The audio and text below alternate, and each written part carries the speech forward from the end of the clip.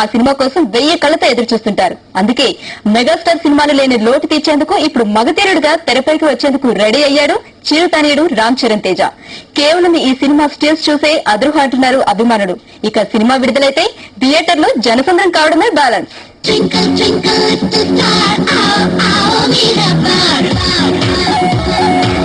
చిరుత ఇప్పుడు మగధీరుడయ్యాడు. ఫస్ట్ సినిమాలో తుపాకీతో విలన్లు వేటాడే రామ్ చరణ్ నెక్స్ట్ సినిమాకు గుర్రాన్ని దౌడు తీస్తూ శత్రువుల గుండెలో కత్తిదించేందుకు సిద్దమయ్యాడు.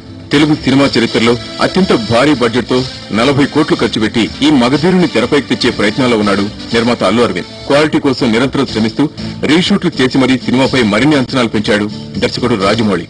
ఈ ముగ్గురి కలయికే టాలీవుడ్ లో ఈ సినిమాకు పెద్ద హైప్ క్రియేట్ చేసింది.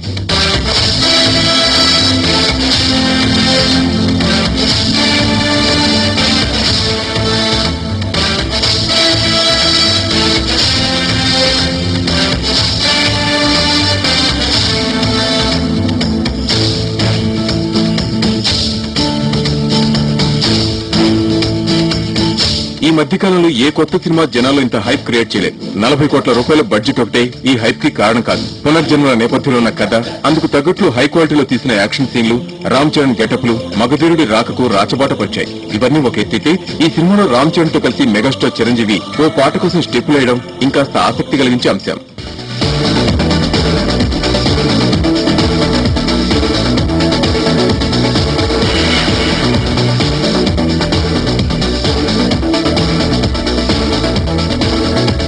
Crazy youth couple Ram Charan, Kajal Agarwal జంటగా నడుస్తున్న ఈ సినిమాకు కీరవాణి సంగీతాన్ని అందించాడు. ఈ నెల 28న గ్రాండ్ లెవెల్లో ఆడియో రిలీజ్ ఫంక్షన్ జరగబోతున్నారు. ఇప్పటికే బాగా ఆలస్యమైన ఈ సినిమాను జూలై 22న ప్రేక్షకుల ముందుకు తెచ్చేందుకు ప్రయత్నాలు సాగుతున్నాయి.